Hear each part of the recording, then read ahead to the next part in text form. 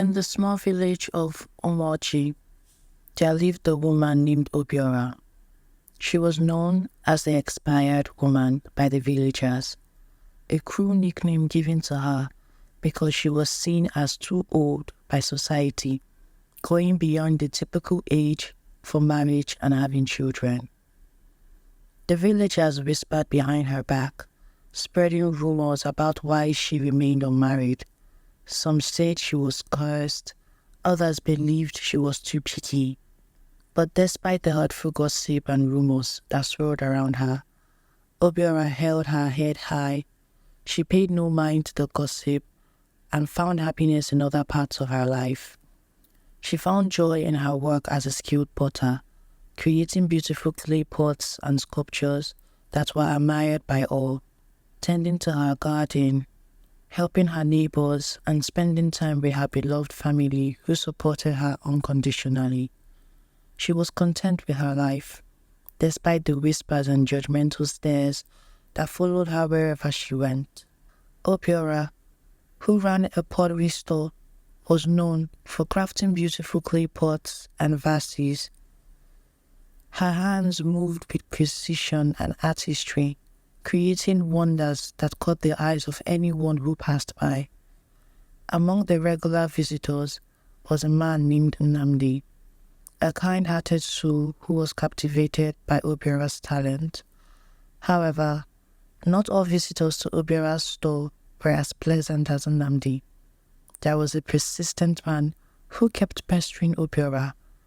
His name was Obi, a wealthy and arrogant man who had taken a liking to Obiora and saw her as a trophy to add to his collection of wives. He would often pester her about becoming his 8th wife. He would taunt her about her age, claiming he was doing her a favor by offering to marry her, because nobody would want her, because she was too old. But Obiora ignored him and refused his advances. One day, as Nnamdi was admiring Obiora's latest creation, Nnamdi accidentally knocked over one of Obiora's prized clay pots, causing it to shatter into pieces. He quickly apologized, but Obiora was visibly upset as the materials used to make that particular pot were expensive and scarce. Instead of being angry, Obiora found herself touched by Nnamdi's genuine remorse. Determined to make amends for his mistake, Nnamdi secretly purchased the rare materials needed to replace the broken pots.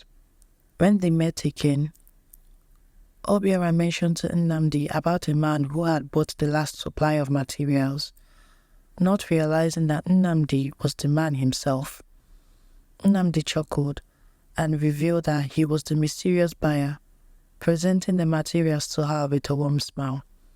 Obiora was stunned and moved at his kind gesture. She had no idea that he was the man who had bought the last supply. They both laughed at the coincidence, breaking the tension that lingered in the air.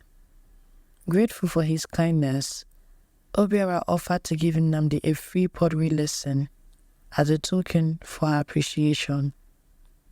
After much convincing from Obiora, Nnamdi reluctantly accepted the offer and found himself enjoying the lesson more than he had anticipated. As Obiora passionately spoke about her craft, Nnamdi was amazed by her dedication and skill. During one of their lessons, their hands accidentally touched, and in that brief moment, a spark ignited between them. While Obiora brushed it off as nothing, Nnamdi couldn't deny the connection he felt with her. As they spent more time together, Nnamdi realized that his feelings for Obiora were growing stronger with each passing day. As they got to know each other better, discussions turned personal. A moment came up when Obiora jokingly referred to herself as an expired woman, a cruel nickname bestowed upon her by the villagers due to her age. Nnamdi was shocked by her self-deprecating comment. He gently took her hands and looked into her eyes with tenderness. "Don't ever call yourself such hurtful words," Nnamdi said lovingly. You are nothing short of amazing, and you've only grown more exquisite with age. There is absolutely nothing expired about you." Moved by his words, Obiora felt a warmth spread through her heart, a feeling she hadn't experienced in a long time. It was the kindest thing anyone had ever said to her, and she thanked Nnamdi for his encouragement and support. Obiora took a short pause to think about his sincere words, while Nnamdi was worried he had said too much and asked if he had made her feel uneasy.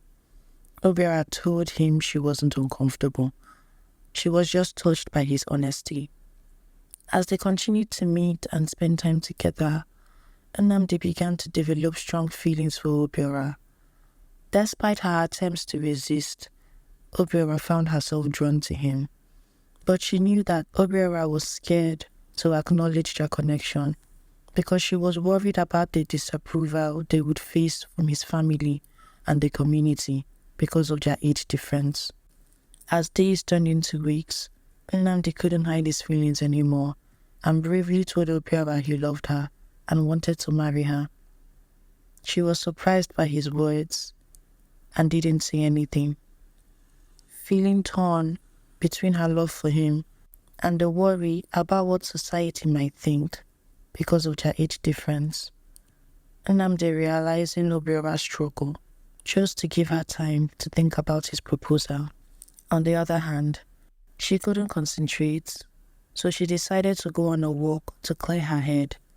However, she couldn't stop thinking about Nnamdi's proposal and the societal backlash they would face if they chose to be together. As she thought of his unwavering support and how kind he had been towards her, Obiora's heart began to soften, and she started to entertain the idea of a future with him. She decided she wanted to be happy and not live her life for the validation of others, so she made the decision to accept Nnamdi's proposal. However, when Nnamdi shared his plans to marry Obiora, his family strongly disagreed. They were worried about Obiora's age and the chance of not having grandchildren. Nnamdi stood firm in his decision, determined to marry Obiora despite his family's disapproval. On the day Obiora was waiting for Nnamdi to come and hear her say yes to his proposal, Nnamdi's mother paid her a visit. "Please, Obiora, don't accept Nnamdi's proposal.